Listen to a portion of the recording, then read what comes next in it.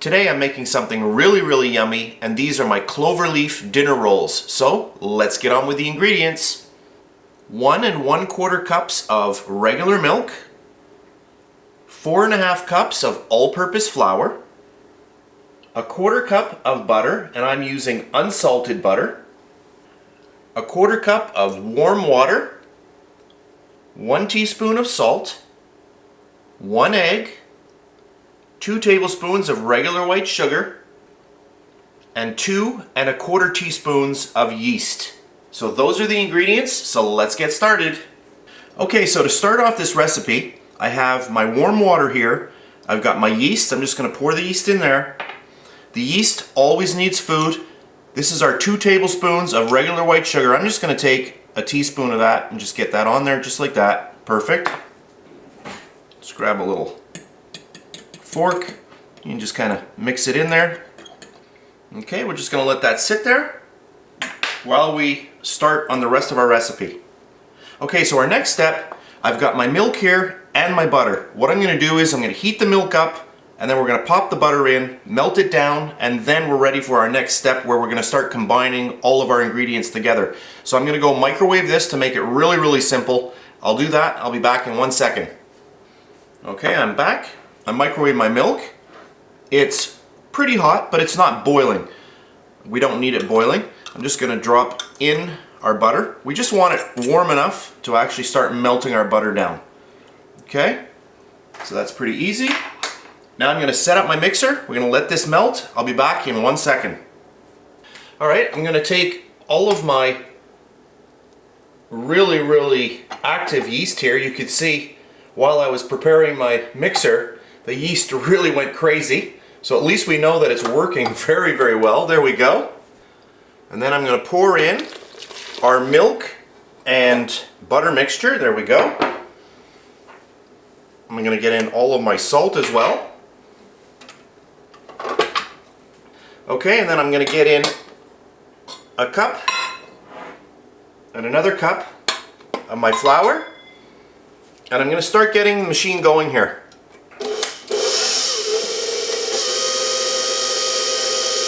So I'm just going to get this incorporated. I'm going to crack my egg. I'm going to let this go a little while, and then I'll come back. Okay, I've been mixing for about a minute or so. I'm just going to add in all of the rest of our sugar, and I'll pop our 1 egg in there as well. There we go, and we'll get that going. So at this point we have 2 cups of flour in there. I'm going to add in our 3rd cup of flour. There we go. And I'm going to get that going. So what I'm going to do now is I'm just going to let the mixer really start to combine this before I add any more flour at this point. So I'll just let this go and I'll be back in a little bit. Alright, we'll add in another cup of flour. Just like that. And we'll get that going. So I'll let that go for another minute or so, and then I'll come back.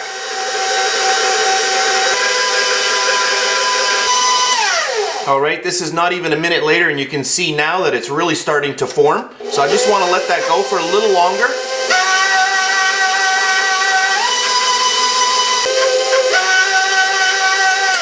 Alright, and then I'm going to add in another cup, and we'll see how we go. Alright, so at this point I've been mixing for about another 2 minutes or so. I didn't want to actually tape the whole thing because then it'll get rather boring, but you can see the dough is really coming together now. You can see that it's really picked up. All the sides of the bowl are nice and clean. That's something that I'm looking for. So at this point what I'm going to do now is I'm just going to let this go. I just want to knead this for another maybe 2 or 3 minutes, just on speed number 3 or 4. So I'll say that again. I want to just let the machine knead the dough for another 3 or 4 minutes on speed number 3 or 4, just to really work this well, and then I'll come back. Okay, and then we'll get on to the next step.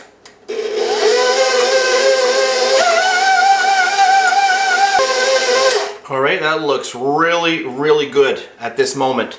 So what I'm going to do now, I'm going to remove my dough hook, just slide it right off, just like that. remove that. I'll get my KitchenAid mixer out of the way. So, at this point now, I can bring the dough right out and look at the inside. Perfect. Now, what you can do is you can take a glass bowl or a metal bowl, spray it with some cooking spray or lightly grease it, and you can just pop your dough in just like this. However, to save on dishes, what I always like to do is I just like to use the original bowl. So I'm just going to spray this with some cooking spray, and I'll be back. I'm going to pop this in there, and then we're going to let it rise. Okay, so I've just sprayed the inside of my bowl. I'm just going to grab my dough. I just want to knead it a little bit, just get it into a nice little ball. Just like that. You can see this dough is going to be really, really, really nice. Okay, there we go. I'm going to take this now and just drop it right in there. And now I'm just going to spray the top with cooking spray. Alright, there we go. I've sprayed the top. The reason why that we spray the top and the bottom is because we want the dough to be able to expand. If the dough dries out, what will happen is it will inhibit it from actually rising and expanding. So, by keeping it moist like this, it allows the dough to really expand and double in volume. So I'm going to cover this with a tea towel. So you might be asking yourself, well, I don't want to use cooking spray to do this. What can I do? You can buy yourself a little sprayer for water and just spray the top of it. And you do want to check with water. The water dries out much quicker than the cooking spray. So what you'll want to do is check that every 15 minutes or so. And if you see that it's dried up, just lift up your tea towel and give it a little spritz. So that's really, really important. It's super, super important that you always make sure that this is really, really moist. Okay, so I'm going to grab my tea towel. I'm just going to cover it like that. I'm going to go put it in a warm area of my kitchen near the stove, and we're going to let that double in volume, and I'll be back later. Okay, it's 45 minutes later, and I just want to show you how nice our dough is looking. Now you can let this go for another 15 minutes or so. An hour is fine as well. But there we go. So you can see our dough has really risen. Really, really nice. So at this point, I'm just going to take it right out. And you can see how beautiful this dough is. Let me just lift it up. It's like a big pillow. It is really, really, really nice. Look at this. Beautiful dough. So I'm just going to flip it upside down. I'm just going to punch out all of the air. Just like that. Okay?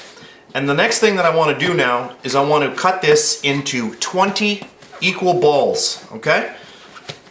There we go. So I'm just going to start dividing this up.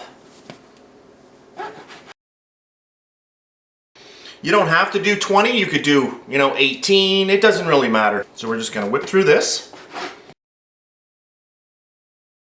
10, 12, 14, 16. Okay, that's good enough. Just doing this on the fly, so there we go. So I'm going to take each one, and I just want to get 3 balls out of each one, just like that. Okay? And then we're going to put these into muffin tins. So I'm just going to go, grab each one, just give it a little push in the middle, flip it around, flip it over, just do this, just like that. There we go. Just going to get them nice round, just little round balls, just like that. Now I'm going to go get my muffin tin, and I'll show you what we're going to do next. Okay, so I've just zoomed out. I have my tray here, and what I did was I sprayed it with some cooking spray. Okay, this is vegetable cooking spray. So let's just sum up what we did. So I took these balls, I took the large ball, broke it down into 16 large balls. Then I took one of these and I broke it down into 3 smaller balls. So now what I'm going to do is I'm going to simply place these into the muffin tin. Just like that. Okay? Perfect. I'll do one more on live camera here, and then I'm going to zip through the rest of them, and I'll come back when they're all done. So you just want to get 3 balls out of each ball. These are going to make a good size dinner roll. So there we go. So you can just, any technique that you like, just flip them over like this. And you just roll them around. So we've got 1, 2, These are going to be large. And just get it right in there, just like that. You can just give them a little push. If you don't feel comfortable using your finger, you can take a little spatula and just give them a little help getting in there. So there, just like that, perfect. Okay, so I've shown you 2 of them. So what I'm going to do now, just to make my video a little bit shorter, I'm going to whip through all of these and I'll come back in a few minutes once I've done them all. Alright, I have just finished. You can actually see that a couple of these ones here are already starting to grow in volume. So there we go. So what I'm going to do now is I'm just going to lightly spray these again with cooking spray because I want to keep them moist. If you don't want to use cooking spray, you can use a little sprayer.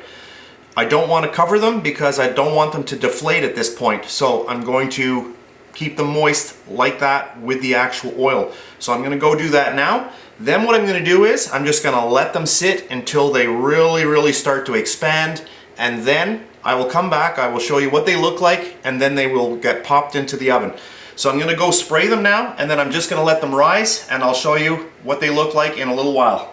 So I have 4 pieces of dough left over. What I did was I just rolled them into little, logs, and what I'm going to do, instead of making more little dinner rolls, I just want to make a very quick little cute, little dinner roll, little braided roll. So what I'm going to do is I'm just going to quickly braid it up, just like that. There we go, just to be a little different. And there we go, nice. I've sprayed some cooking spray on there as well. I'll just get that on there, just like that, beautiful. I'm going to spray the top of that as well. I'm going to let that rise. I'll bake this one off as well, and I'll show you that as well at the end, just for fun. So these have risen quite a bit. I'm going to pop them into my oven now, 375 degrees Fahrenheit. I'll tell you exactly how long I bake them when I get back. So there we go, really nice. Off to the oven. So my Cloverleaf dinner rolls have completely baked now. They were in the oven for a total of 20 minutes at 375 degrees Fahrenheit. Now the first thing that I want you to notice is that these 2 look a little different than these, and the reason why is I put a little bit of egg wash on these when there was about 10 minutes remaining in the oven. I just wanted to show you what egg wash does to the top of bread. It really enhances the actual, little dinner roll. So what I'll do is this is a little bit warm, I'm just going to bring out the 2 that I did, and we'll bring out one of these and one of these, and there we go. Okay. And I guess what I'll do right now before I forget is actually open this up so you can actually see how nice these are inside. Look at this. Really nice, and it just smells so good in the kitchen right now. I'll just have to taste a little piece. That's good. Really good with some butter, maybe a nice spaghetti dinner. These will just go really quickly. Really yummy. Okay. I'll move this out of the way. Alright, and then my little braided loaf, I just wanted to show you what that looks like. That one there is still quite hot, so there we go. Now for my braided loaf, I actually did the egg wash right at the beginning of the bake, and this was also baked for 20 minutes. And I'll just show you my egg wash. So here's my egg wash, and this is simply 1 egg yolk with a tablespoon of water, and I just mixed that really well. I just whisked it up, and then you just take it with your brush and you just slather it right over the entire area and then right into the oven. So that's all it is. I'll just zoom in a little bit. Okay, I've just zoomed in a little bit. I just wanted to show you a little closer up so you can actually see how nice the bread is. So there we go, there's our braided loaf. And then I'll just hold up 2 of these so you can see the difference here. This one's really highlighting the egg wash. Look at the difference. You can see there's a nice shine on here, and it's also got a little bit browner. Really nice. You can see the difference. So this here looks much more appetizing, but I wanted to show you both ways so that you could see. Obviously inside the taste is going to be the same, but it's all about looks. So if you were at your bakery, which one are you going to buy? You're probably going to buy this one. You're not going to buy this one. You will buy this one though. So there we go. So what's nice about these is that because they're the little clover leaf, it's just very easy for you to pop them open just like that. But these are really, really good. I hope you try this recipe. So that's it for now. I hope you enjoyed it, and I'll see you next time.